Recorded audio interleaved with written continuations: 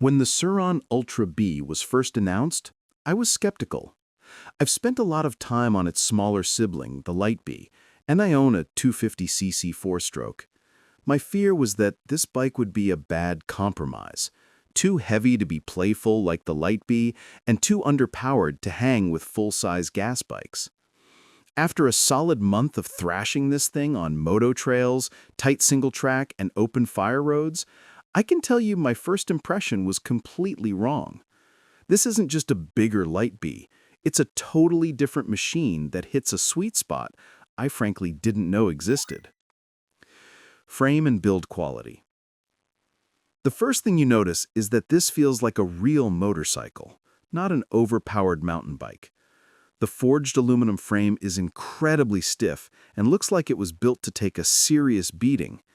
At 85 kilograms or 187 pounds, it's not light, but that weight is carried very low and centered. The battery integration is clean. It's a massive 74-volt, 55 amp-hour pack that dominates the center of the frame, but it's well protected. You can charge it in the bike, or you can haul it out to charge inside. Be warned, that battery is heavy, so most of my charging happened with it in place. For its price, the overall build quality, the welds, and the finish feel premium. It feels more solid than many of its gas-powered competitors in that price range. Motor, battery, and handling. This is the most important part, so let's get right to it. First, this is not a pedal assist e-bike. This is an electric off-road motorcycle. There are no pedals. The 12.5 kilowatt peak power motor is an absolute revelation. In sport mode, the 440 newton meters of torque at the rear wheel are instant, and the front wheel wants to lift with just a twist of the throttle. But unlike a twitchy two-stroke, the power delivery is incredibly predictable. This is the magic of a good electric drive. The throttle response is so precise that you can dial in the exact amount of power you need for a technical climb, making tricky sections feel almost like cheating. Eco mode is for limping home, and daily mode is perfect for 90% of trail riding, offering a great balance of power and range. Now about that range. Surron claims 140 kilometers, or 87 miles.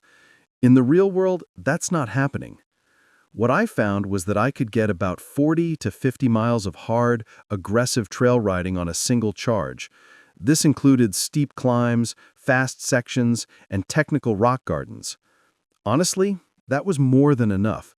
My body was ready for a break before the battery was.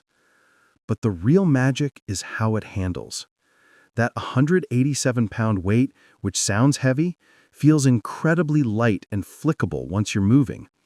It carries its weight so low that you can tip it into corners with the confidence of a mountain bike, but it has the stability of a dirt bike on fast, rough sections. Suspension, brakes, and components. Let's be clear, you don't pedal this bike, so there's no complex drivetrain to talk about. It's a simple, single-gear, chain drive system, and it's refreshingly simple and tough. The real story here is the suspension. The models I tested came with fully adjustable suspension that is worlds beyond what you'd find on the smaller Light B.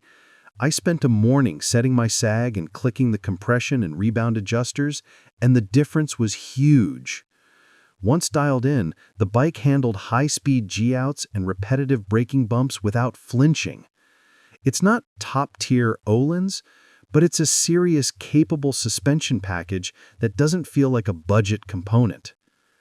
The brakes are massive 4-piston hydraulic units on 240mm rotors. They have to be to stop this much bike. They offer great progressive feel, and I never experienced any fade, even on long, steep descents. It also has an adjustable regenerative braking system, which helps put a little juice back into the battery on the downhills. Limitations and trade-offs. All right, honesty time. This bike isn't perfect. First, in most places, the standard off-road model is not street legal. This is a trail machine, period. Second, that 187-pound weight is a disadvantage when you're not riding it. You aren't putting this on a standard car bike rack. This is a truck, van, or trailer bike. And if you drop it on a steep off-camber hill, you will feel every single one of those 187 pounds. Finally, there's the range. While I found 40 to 50 miles to be plenty, you can't just go on an all-day, 100-mile epic with your gas bike buddies. You have to plan your rides around that battery, and a full recharge takes about 4 hours. Final verdict. So who is this bike for? Buy this bike if you're a mountain biker who wants to go faster and further without the noise, maintenance, and intimidation of a full-size gas bike. Or buy this bike if you're an experienced moto rider who wants something lighter, more playful, and quiet enough to ride in areas where a 250F would get you in trouble. Skip this if you need a street-legal commuter or if all your friends ride 450s on 100-mile desert loops. The best electric bike is the one you'll actually use. And because the Ultra B is so quiet, so easy to just hop on and ride, and so ridiculously fun, I found myself riding it far more often than my gas bike. It has officially become the new sweet spot in off-road.